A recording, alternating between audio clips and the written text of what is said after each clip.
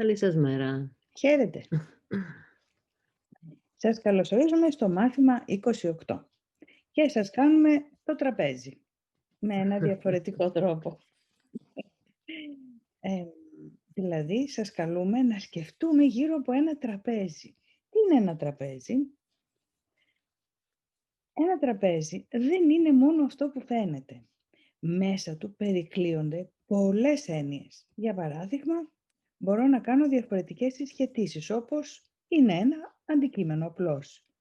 Ή είναι αφορμή συνάντησης, κάνω τραπέζι.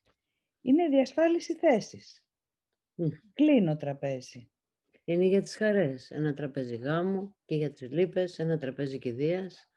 Για φαγητό, στρώνω τραπέζι. Για εγκύτητα, μοιράζομαι ένα τραπέζι. Για συναλλαγή, τράπεζα. Γιατί η λέξη τράπεζα προέρχεται από το τραπέζι, Α, επειδή οι καθόντουσαν για τις συναλλαγές συναλλαγές. γινόντουσαν πάνω σε ένα τραπέζι. Ποια σχέση τώρα έχει η τράπεζα με την Άγια Τράπεζα? Για να δούμε πόσες έννοιες περικλείονται στην έννοια τραπέζι. Είναι η ανταλλαγή που την κάνει έτσι. Ακριβώς. Αλλά πέραν τούτου είναι αυτό που λες, οι έννοιες. Είναι και ένα κβαντικό πεδίο επίσης, αν το δούμε σε σε ένα άλλο επίπεδο. Παρόλα αυτά, όλα αυτά τα διαφορετικά κάνουν μία ανοίξη, μου φανερώνουν ότι δεν γνωρίζω τι αληθινά είναι ένα τραπέζι, επειδή δεν το βλέπω αληθινά, μας λένε τα μαθήματα θαυμάτων. Όπως και τίποτα άλλο σε αυτόν τον κόσμο. Μμ. Και υπάρχουν και πολλά είδη τραπεζιών. Δεν θέλω αυτό το τραπέζι για το σαλόνι μου, θέλω το άλλο τραπέζι. Θέλω ένα τραπέζι για το γραφείο μου ή για τον χώρο των συνεδριών.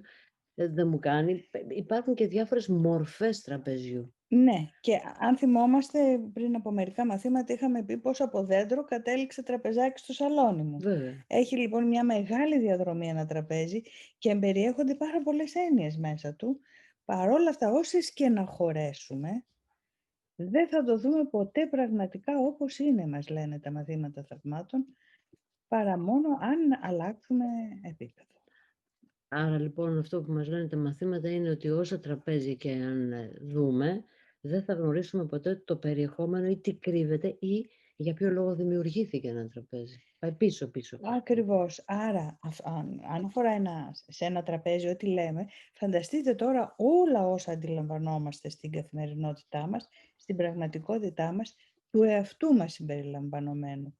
Άρα, όταν στο μάθημα 28 μας λέει, πάνω απ' όλα θέλω να δω τα πράγματα διαφορετικά, υπενήσεται ότι όσα και να έχω συμπεριλάβει στον τρόπο που τα βλέπω, δεν έχω βρει την ουσιαστική αλήθεια. Όπως θα έλεγε ο Πλάτων, την όντως ιδέα, την όντως αλήθεια γι' αυτό.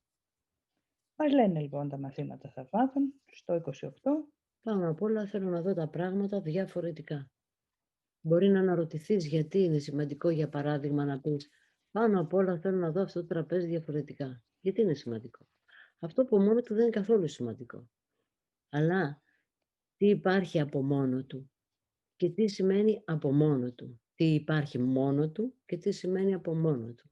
Βλέπεις πολλά ξεχωριστά πράγματα γύρω σου, τα οποία στην πραγματικότητα σημαίνουν ότι δεν βλέπεις τίποτα. Τα μάτια του σώματος βλέπουν ένα τραπέζι.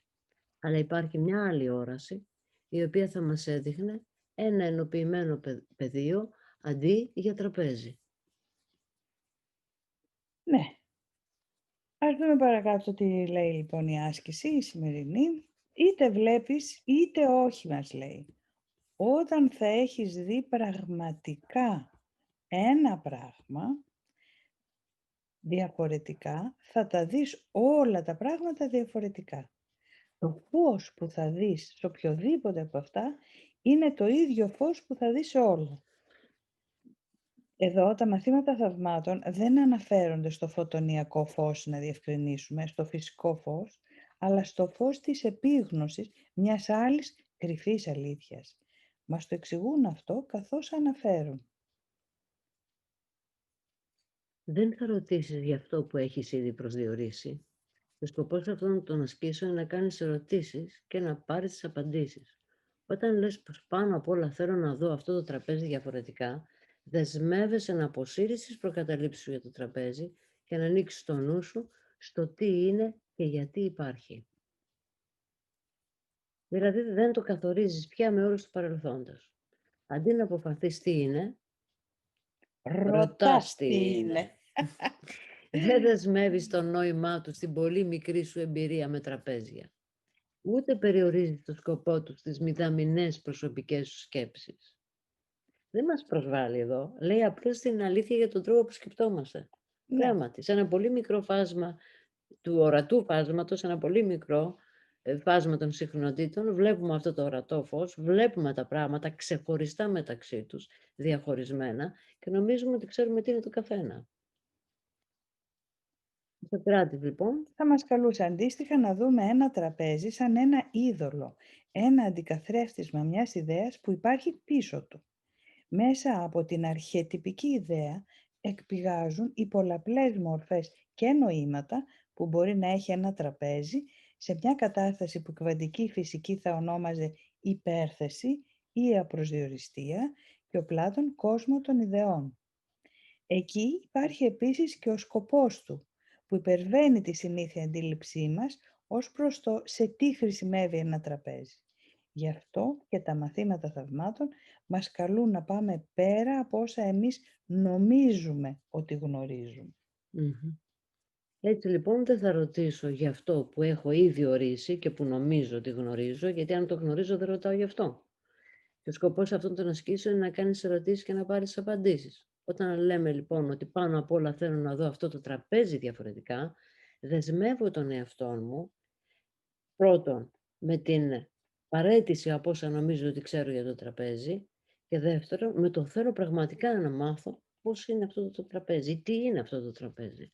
Δηλώνω ότι δεν ξέρω. Είναι πάλι εδώ το Σοκράτιο που δεν είδα ούτε δεν είδα. Θα πάμε παρακάτω. Είναι γεγονός ότι θα μπορούσες να αποκτήσεις όραση από αυτό μόνο το τραπέζι, αν θα απέσυρες όλες τις δικές σου ιδέες από αυτό και το κοίταζες με έναν εντελώς ανοιχτό νου. Δηλαδή εδώ αυτό που μας λέει ότι αρκεί ένα τραπέζι, αρκεί ένα αντικείμενο να το γνωρίσω καλά, να το γνωρίσω πλήρως και έτσι θα γνωρίσω τα πάντα. Αυτό σημαίνει ότι αυτό το αντικείμενο έχει τις ίδιες ιδιότητες με όλα, τα ίδια χαρακτηριστικά με όλα, την ίδια πηγή προφανώς κατασκευής δημιουργίας όπως όλα. Άρα εδώ μας μιλάει για μια ενοποιημένη κατάσταση που ο νους μας ακόμα δεν μπορεί να αντιληφθεί. Άρα όταν μας λέει να το δω διαφορετικά μας πάει πολύ μακριά. Ακριβώς. Όταν θα το έχω γνωρίσει διαφορετικά. Και τι θα έχει γίνει τότε?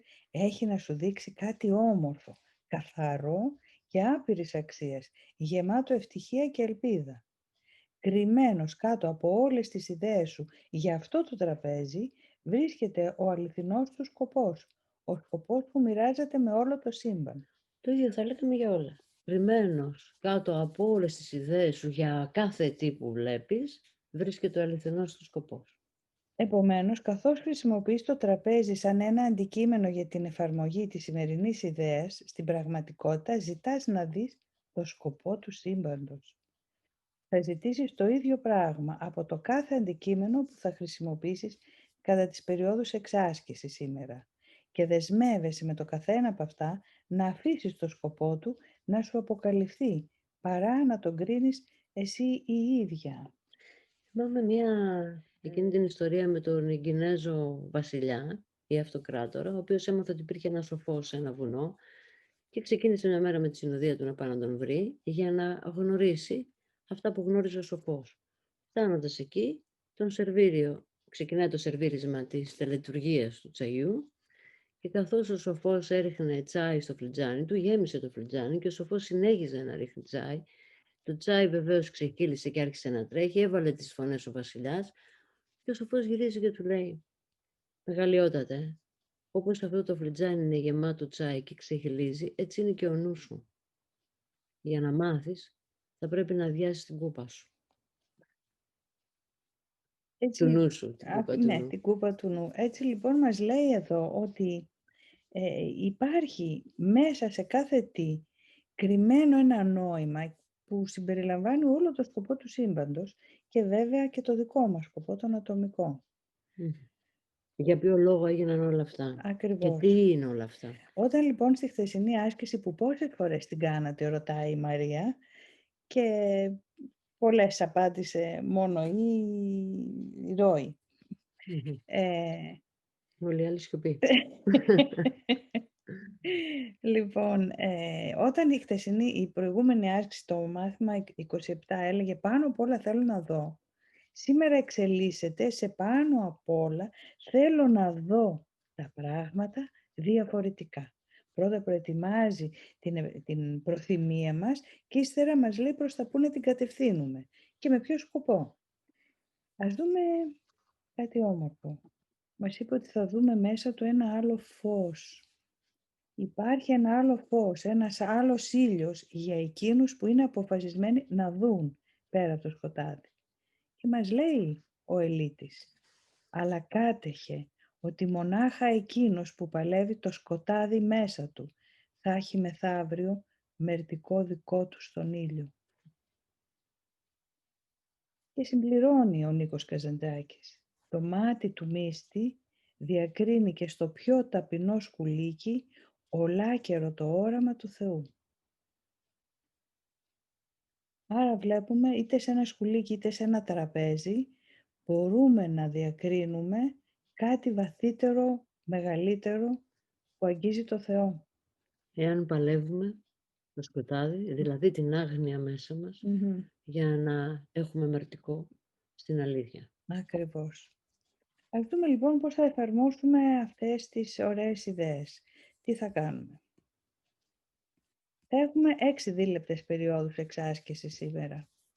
Ναι. Δηλαδή 6 φορές σήμερα για 2 λεπτά θα αποσύρουμε το νου μας από οτιδήποτε άλλο και θα δηλώσουμε καταρχήν την ιδέα. Δηλαδή πάνω απ' όλα θέλω να δω τα πράγματα διαφορετικά. Και θα το εφαρμόσουμε σε οτιδήποτε γύρω μας. Με μία προϋπόθεση, πρέπει να είναι απολύτως τυχαία η επιλογή των αντικειμένων. Μην επιλέξετε κάτι, ένα λεκέ ας πούμε και να πείτε θέλω να δω αυτό το λεκέ διαφορετικά. Οτιδήποτε θα αγγίξει το βλέμμα σας είναι αντικείμενο για εφαρμογή αυτής της ιδέας. Για να έχουμε κατά νου ότι όταν κάνουμε την άσκηση αυτή δηλώνουμε ότι δεν ξέρω τι είναι αυτό. Και όταν λέμε θέλουμε να το δούμε διαφορετικά, να επιμείνουμε στο νου μας, να θυμίσουμε στο νου μας ότι δεν ξέρω τι είναι αυτό και θέλω να το δω διαφορετικά από ό,τι νόμιζα μέχρι τώρα ότι είναι αυτό το ότι. Και βεβαίως μπορεί να εφαρμοστεί σε καταστάσεις, σε πρόσωπα, σε γεγονότα, παντού. Ναι, οπότε παίρνουμε ένα αντικείμενο, ας πούμε αυτό το στυλό και λέμε, το κοιτάμε και όση ώρα το κοιτάμε λέμε στο νου μας, πάνω απ' όλα θέλω να δω αυτό το στυλό διαφορετικά. Και κάντε το αργά. Ας αφιερώσουμε τώρα λίγο χρόνο για να ατενίσουμε γύρω μας και να κάνουμε αυτή την άσκηση μαζί. Μπορούμε να το κάνουμε και για το σώμα μας, για οποιοδήποτε μέλος του σώματος. Ναι.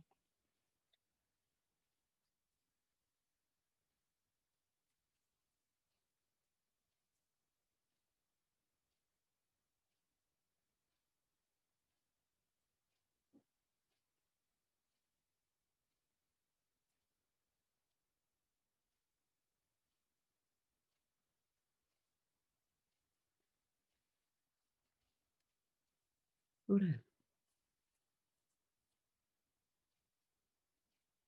Αυτό θα πρέπει να το επαναλάβουμε άλλες 5 φορές σήμερα.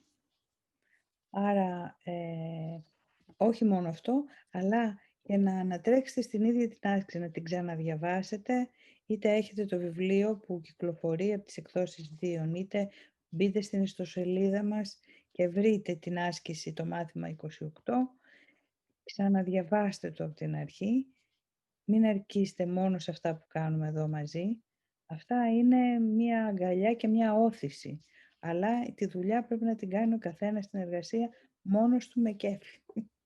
Είναι πολύ σημαντικό, γιατί δεν μπορεί αυτό που κάνουμε εμείς να εμποδίσει τη δικιά σας προσωπική μελέτη των ασκήσεων. Θα ήταν μεγάλο κρίμα. Δεν παρουσιάζουμε λοιπόν τα μαθήματα εδώ για να κάνει κάποιος την εξάσκηση την ώρα που το κάνουμε εδώ. Αυτό είναι μια όθηση και μια έμπνευση για να ακολουθήσετε αυτό το δρόμο μόνοι σας. Και όλοι μαζί βεβαίως. Γιατί ο καθένας έχει μια ευθύνη για αυτή την συνεισφορά του στην αλήθεια κάνοντας αυτό το ταξίδι. Οπότε είναι μια ωραία συνάντηση το πρωινό, Μμμ. αλλά δεν είναι κάτι που αντικαθιστά την εξάσκησή σας και τη μελέτη της άσκησης που γίνεται κατά μόνας. Έτσι. Λοιπόν. Ωραία λοιπόν. Σας θυμίζουμε και πάλι να κάνετε τις υπόλοιπες επαναλήψεις αυτής της άσκησης και θα είμαστε πάλι μαζί αύριο στις 10 το πρωί. Και πάλι όλοι μαζί. Χαίρετε. Καλή σας μέρα.